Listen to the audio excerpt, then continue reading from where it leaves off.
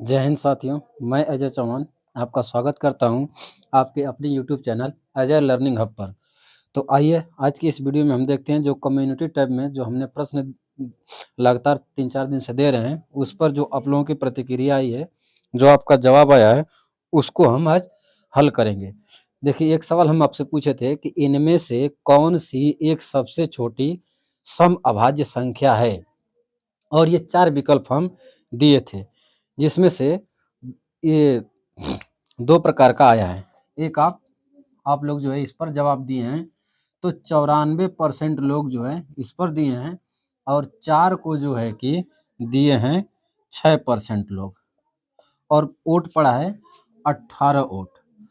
समझ रहे हैं? तो 18 लोगों में से जो है कि 94% लोग इसको 2 को बताए हैं और 6% लोग 4 को बताए हैं। तो देखिए, यहाँ जो है छोटी सम, तो सम संख्या जो 2 से डिवाइड हो जाए लेकिन अभाज्य रहना चाहिए, प्राइम नंबर रहना चाहिए, तो ये हो जाएगा, इसका आंसर 2 हो जाएगा। क्योंकि प्राइम नंबर का रूल है कि जिसके फैक्टर 2 हों, तो 2 का जब आप फैक्टर करेंगे तो 2 1 जा 2, तो यहाँ 1 और 2, यहाँ 2 संख्याएं मिल रही हैं फैक्टर के रूप में, तो इसका तो ये 2 हो गया। अब जैसे 3 निकालिए तो 3 का हो जाएगा 3 1 जा 3।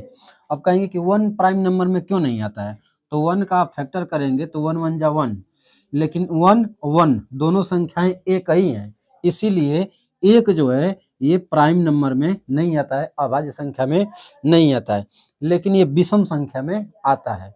एक जो है विषम संख्या में आता है, प्राइम नंबर में नहीं आता है। ठीक है, तो ये आपको सवाल समझ में आया होगा।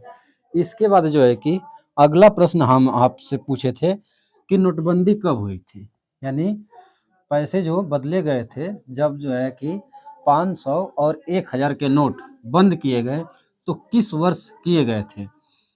देखिए, ये पुराना धीरे धीरे धीरे धीरे क्या हो गया, ये नया सवाल बन गया। और हम आपको विकल्प दिए थे 2015, 2016, 2017 और 2014, जिसमें से आपका सही जवाब होगा 2017।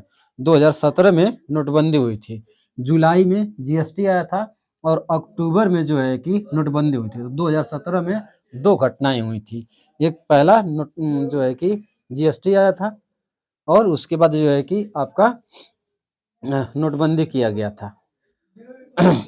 इसके बाद हम आपसे पूछे कि इनमें से कौन सी एक सबसे छोटी भाज्य संख्या है, तो सबसे छोटी, ये सवाल हम पूछे थे आपसे, सबसे छोटी नहीं, भाज्य संख्या, सबसे छोटी भाज्य संख्या। और आपको हम 4 विकल्प दिए थे, ए बी सी डी। पहले विकल्प में है 2, दूसरे में है 3, तीसरे में 4 और चौथे में है 6। तो जिसमें से सबसे ज़्यादा जो है, अगर देखा जाए तो इस पर 4 पर आया है केवल 20% वोट 25 लोगों में, और 2 पर आया है जो है कि 76% लोगों का वोट। तो यहाँ देखिए, यहाँ भी बहुत बड़ी आप लोग गलती कर रहे हैं। हम यहाँ देखिए, भाज्य संख्या, तो भाज्य संख्या 2 नहीं है, 2 क्या है, सम संख्या है और प्राइम नंबर है। ये कंपोजिट नंबर नहीं है, कंपोजिट नंबर नहीं है, ये जो है कंपोजिट नंबर, कंपोजिट नंबर नहीं है, यानी भाज्य संख्या नहीं है। देखिए, भाज्य संख्या का रूल होता है जिसके 2 से अधिक फैक्टर हों, 2 से अधिक जिसके गुणनखंड आ जाएं, यानी 2 से अधिक संख्याओं से ये कट सके, तो 2 को देखेंगे तो 2 2 से कटेगा और 1 से कटेगा, तो ये भाज्य संख्या नहीं है। आप 3 देखिए तो 3 3 से कटेगा, 1 से कटेगा, इसलिए ये भी भाज्य संख्या नहीं हुआ। लेकिन अगर आप 4 को देखिए तो 4 2 से कटेगा, 1 से कटेगा और 4 से भी कटेगा, तो यहाँ 4 जो है ये भाज्य संख्या हो गया। 4 जो है सबसे छोटी और भाज्य संख्या है। इस हिसाब से विकल्प नंबर सी जो है ये सही हो जाएगा। तो यहाँ देख रहे हैं बहुत छोटी छोटी गलती है। भाज्य संख्या 6 6 भी है, लेकिन हम छोटी पूछे हैं सबसे छोटी कौन है इसमें से, तो 4 है। कहेंगे 6 भाज्य संख्या नहीं है, तो है 6 आपका, 6 से कटेगा, 2 से कटेगा, 3 से कटेगा, 1 से कटेगा।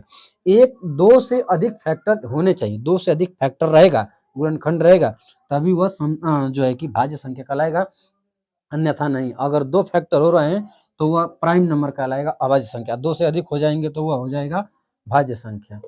इसके बाद आपसे हम सवाल पूछे थे कि मनुष्य के शरीर में कुल कितनी हड्डियां होती हैं, तो मनुष्य के शरीर में कुल 206 हड्डियां होती हैं। मनुष्य के शरीर में कुल 206 हड्डियां होती हैं।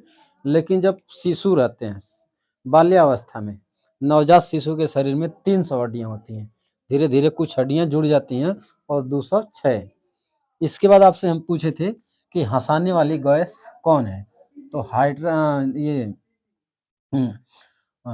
हंसाने वाली लाफिंग गैस जिसको बोलते हैं, ये होता है नाइट्रस ऑक्साइड।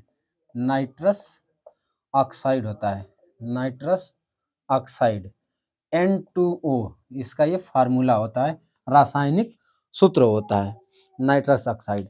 तो इसी के साथ अब हम नेक्स्ट वीडियो जो है ये पृष्ठीय क्षेत्रफल और आयतन का बनाने जा रहे हैं, इसको हम अपलोड करेंगे, और ये भी एक वीडियो। तो पृष्ठीय क्षेत्रफल और आयतन ये वीडियो जरूर देखिएगा, ये कक्षा 9 और 10 के लिए बहुत इंपॉर्टेंट है।